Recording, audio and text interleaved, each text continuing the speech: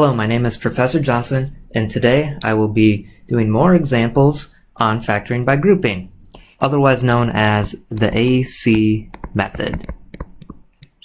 Okay, with the AC method, notice we have an equation in the form ax squared plus bx plus c. So I have a equals 2, b equals 9, and c equals 4. With the AC method, first things first is to multiply a times c. So multiply 2 times 4. 2 times 4 gives you 8. That is step 1 of the AC method.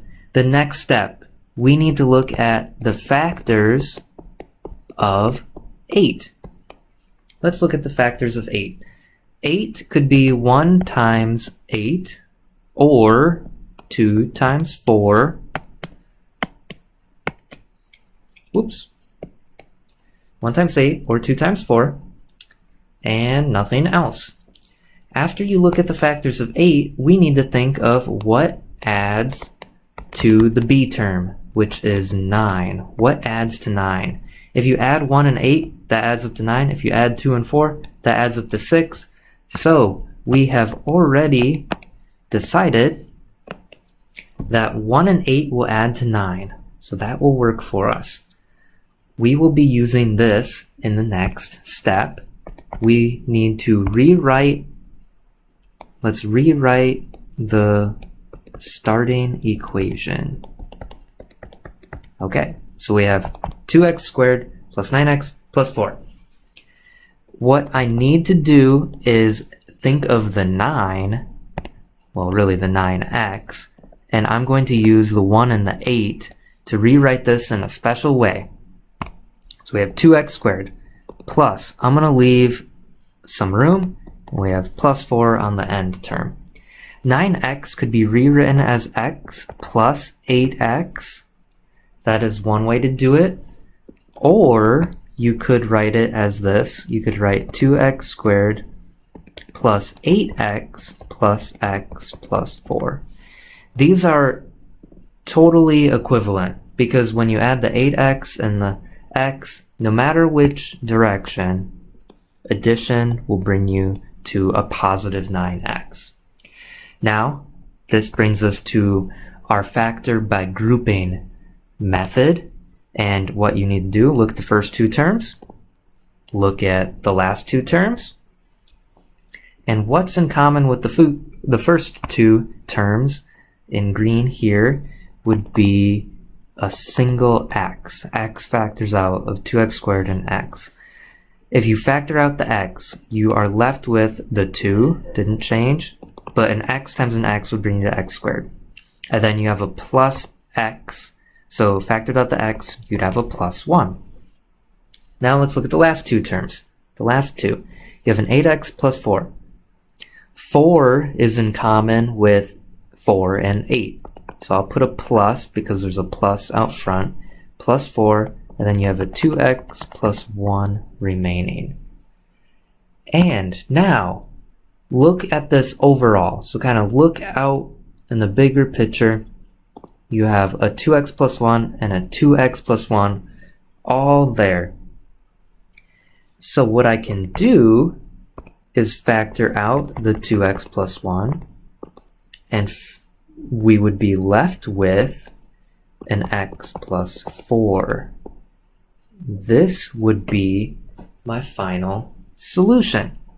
Now let's see if we get this going the other direction.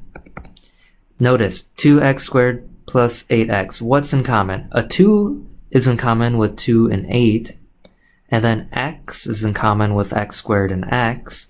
So what does that leave you with? 2x is factored out. X remains. A 2x is factored out of 8x.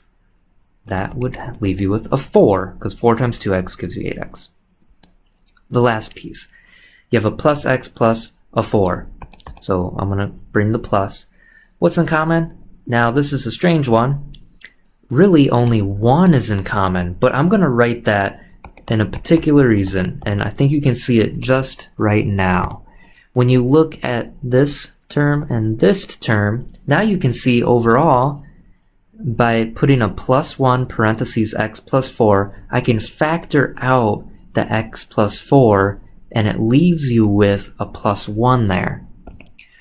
And that's important in this step because notice what's left over now, a 2x plus 1. Now, do these match these answers? These answers should match, and they do match. Remember, multiplication order doesn't matter. We have the commutative property. Let's do a different example. This example is more advanced. We have a 3x squared minus 5x minus 12. AC, so A is 3, B is -5, and C is -12.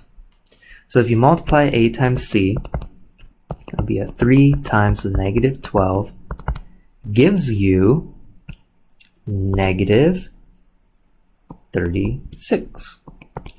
Now we want to look at the factors of -36. And there's a lot more factors with -36 compared to the +8 from before. Okay, let's start with the first one. 1 times -36 would give you -36.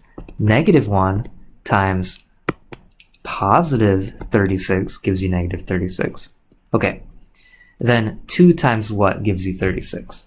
2 times 18, and you need to remember 2 times the -18 gives you -36, or -2 times +18 gives you -36. What's special here, as you can notice, the negative part is mattering now, which has a lot more factors involved. And we're just going to have to keep on listing. Next, 3 is in common with 36, and 12 times 3, as you look back, 3 times 12, and you need a negative on each of those possibilities. And then I'm just going to keep on writing them all out. The next value you could think of is 4. 4 times 36, that does work. 4 times 9. So then I need to introduce the negatives. And then let's think about 5. If you think about 5 times 36, nope, that won't work. What about 6? 6 times 6 gives you 36. And really, these are truly the same. Okay. So those are all our factors. So I'm going to zoom out a bit so we can see the whole problem. Sometimes you have a big list of factors, but the AC method always works for us. We have all those factors. We need to think of what adds to what value? -5, because that is in the middle. The middle. All right, let's just start calculating. 1 and -36. Will that give you -5? No, that's -35. This would be +35. So nope. 2 and -18? Nope, that's -16. That would give you +16. So nope and nope. 3 and -12. Nope. -8, and that would give you, oh, not an 8. That's actually a 9. Right. 9 and 3 give you 12. Okay, those won't work. 4 and -9. That's a -5. Oh, looks like we got it. But let's complete all of these just to make sure. -4 and a 9, that would give you a +5, but that's not what we want. We want a -5. And 6 and -6, those give you zeros. So that doesn't work. But like I said, the AC method will always work for us when we have it in this form. So we have a 4 and a -9. Continuing on, I'm going to rewrite the problem over here. And then I'm going to leave a space in the middle because I need to rewrite the middle. And remember, from the previous one, the order doesn't matter unless we rewrite it. I'm just going to rewrite it as how it showed up. Plus 4x minus 9x. And then just double check yourself. Does that add to negative 5x? Yes, it does. So we know it's equivalent. And then we have our grouping going on. So the first two terms. What's in common with the first two? Well, looks like just an x. And if just an x is in common, you're left with a 3x and a plus 4. Because 3 and 4 don't have anything in common but 1. The last two terms. You have a negative in common with both of them. I'm going to pull out the negative. 9 and 12 have 3 in common. And 3 times 3x will give you a negative 9x. And negative 3 and a positive 4 will give you a negative 12. Now, overall, looking at this, you have 3x, the quantity 3x plus 4 in common. So 3x plus 4 is factored out.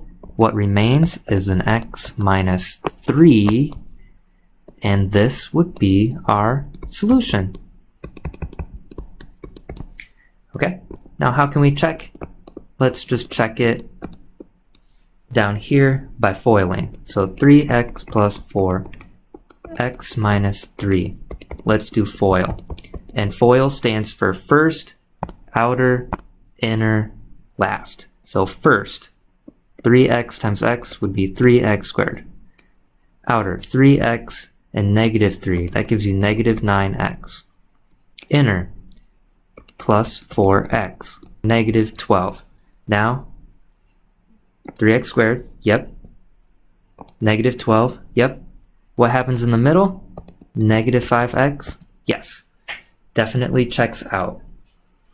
So, we have our final solution. Thank you for watching my video.